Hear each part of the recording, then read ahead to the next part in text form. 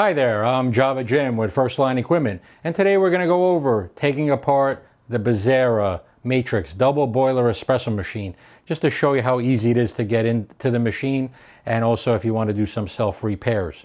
One of the tools to need is an Allen key screw set.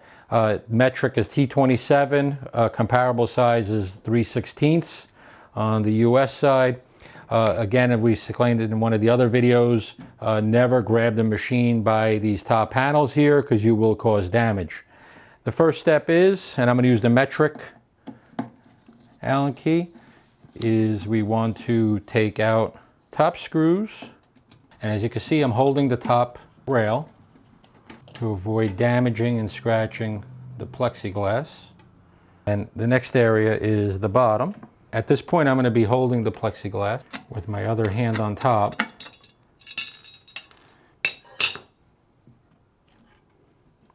Like this, we don't break or scratch the plexiglass.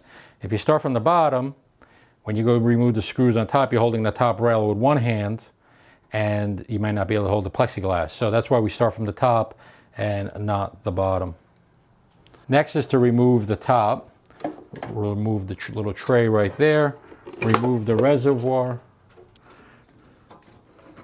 The one thing I do like to do is keep the screws separate, because sometimes some screws are longer than others, and these four on top are shorter than the ones on the side.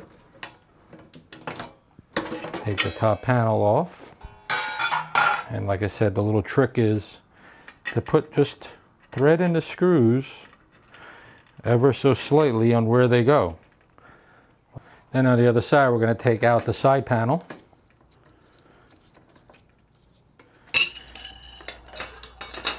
Another panel here. And you can see the LED lights, which lights up the panels, is right here. Steam boiler's over here. Hot water for the hot water valve comes out of the steam boiler. Back in here is the coffee boiler. And then last but not least, take the back panel off. Flip the machine, take the drip tray out. Now, a nice little upgrade feature would be to not have the cover here with an opening, so you just have to loosen the screws and then the cover would slide out. Some manufacturers do that, some don't. Nice little feature, but not absolutely necessary.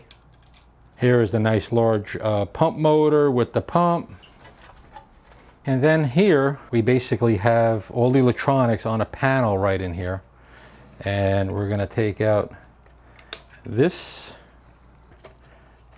This whole panel can be squeezed out and brought to the outside. Anything that needs to be changed electrically is going to be here. You have your two relays right here. You have your control box here. If you needed to change a display, as you can see, there's one wired connection here. And I do have an extra display here, so not that difficult to change. Here's your display. It would fit in like that, and you can see there's a nice stainless steel covering over the display. In case any water splashes on the inside, you can change that. And then you just need to get a socket wrench to get these little nuts out. For the purpose of this video, I've already loosened the nuts, so once you get it started, you would just basically hand unravel them out. And there's four of them in here, and I know it's harder to see. So we'll remove the four nuts by hand. 5.5 millimeter on the socket wrench after we started with the socket.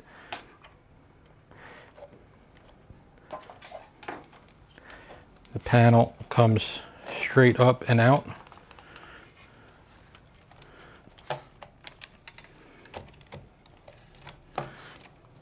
And then from there, remove the plug. There are two rubber mats that can be placed back on. And then a new display, if needed, can go back in. So it's not that difficult to repair this portion of the machine. And putting it back, just the reverse order, lay it over the screws, connect it first because it is easier, and then put the holding nuts back in, and then put everything back together. But that's how easy it is pretty much to repair the machine when the time comes.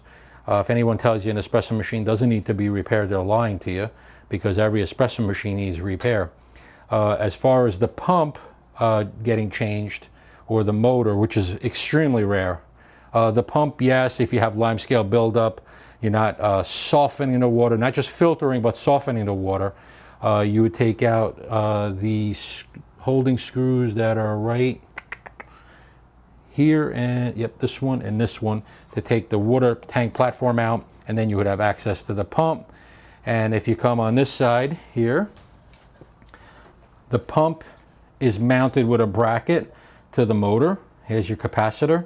Don't touch that. Lots of electricity there. But this is the loosening screw, and then it's just a mounting bracket to hold the pump in place. And then there's the two fittings on the other side, which are really accessible.